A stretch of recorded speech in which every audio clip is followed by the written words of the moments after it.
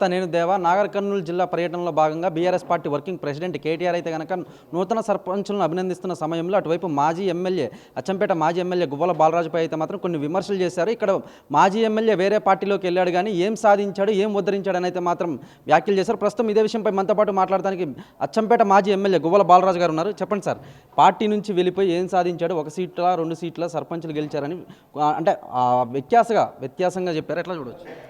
అదే వెటకారంగా మాట్లాడినటువంటి వాళ్ళ కోసమే ఈ మాటలు మాట్లాడాల్సి వచ్చింది. ఇప్పుడు 0కి పరిమితమైంది మొన్న జరిగిన పార్లమెంట్ ఎన్నికల్లో. మేము త్యాగదనులం అని చెప్పేసి కొన్నిసార్లు పోటీ చేసినా మీ అసలు సిసలైన రంగు తెలుసు కాబట్టి పోరాటాలు చేసినప్పుడు కూడా మిమ్మల్ని తిరస్కరించారు. మా అటువంటి యువరక్తం టీఆర్ఎస్లో చేరిన తర్వాతనే ప్రజల లోపల ఒక విశ్వాసం వచ్చి తెలంగాణ రాష్ట్ర పోరాటం ఉధృతమైంది, తెలంగాణ రాష్ట్ర కళ సాకారమైంది. ఈరోజు నేను ఎంచుకున్న మార్గం సరైనది కాదంటున్నారు. నా ప్రయాణం 2 సీట్లతోనే మొదలైందని అంటున్నారు. 2 సీట్లతోనే మొదలైందా, 0తోనే మొదలైందా?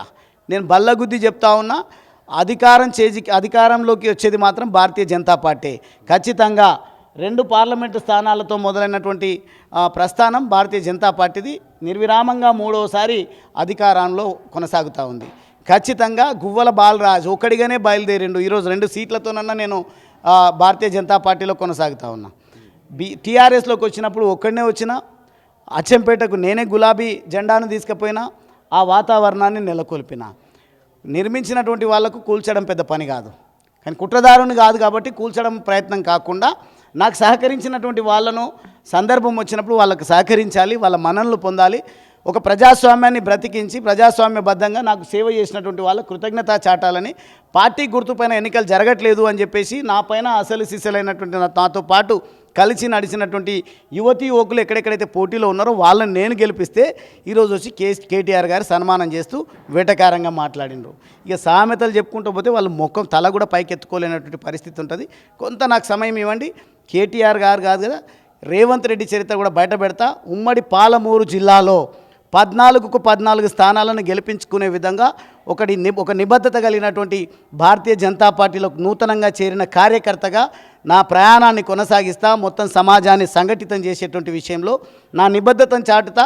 భారతీయ జనతా పార్టీకి ఉన్నటువంటి గొప్పతనాన్ని ప్రజలకు విడమర్చి చెప్తా. భవిష్యత్తులో కాషాయ జెండా రెపరెపలాడే విధంగా చేస్తే అప్పుడు కేటీఆర్తో మనం చర్చ పెడదాం. అంటే అభ్యర్థి ఎవరైనా కూడా కంపల్సరీ కూడా కారు గుర్తుకే ఓటేసి అచ్చంపేటలో గెలిపించాలని ప్రజలకు మనవి చేస్తుంది. ఎవరు? కేటీఆర్. మనవి చేస్తూనే పోనీ. అది ఎక్స్లో పెట్టమని ఆడు కూడా రావాల్సిన అవసరం లేదు. కేటీఆర్కి తెలుసు కదా కొన్ని వేదికలు ఎట్లుంటాయి అనేది. ఎక్స్లో పెట్టడము, రైమింగ్ వర్డ్స్తో మాట్లాడడము, కారు గుర్తుకే గెలిపోయింది అని అందుకే బుద్ధి చెప్పిండ్రు కదా. నేను అభ్యర్థిగా ఉంటే నన్ను లెక్క చేయకుండా ఎవరినో కేసీఆర్ ముఖం కేటీఆర్, నేను అందుకే ఆ రోజు అనాల్సి వచ్చింది. నిజంగా కొంత గౌరవం ఉన్నప్పటికీ కేసీఆర్ గారి పైన కేటీఆర్ వల్ల ఉన్న విలువ పోతుంది. కేసీఆర్ గారిది కామారెడ్డిలో ఎందుకు ఓడిపోయిండు కేసీఆర్ అనాల్సిన పరిస్థితి వచ్చింది. అది కేటీఆర్ చేస్తున్నటువంటి దుర్మార్గం.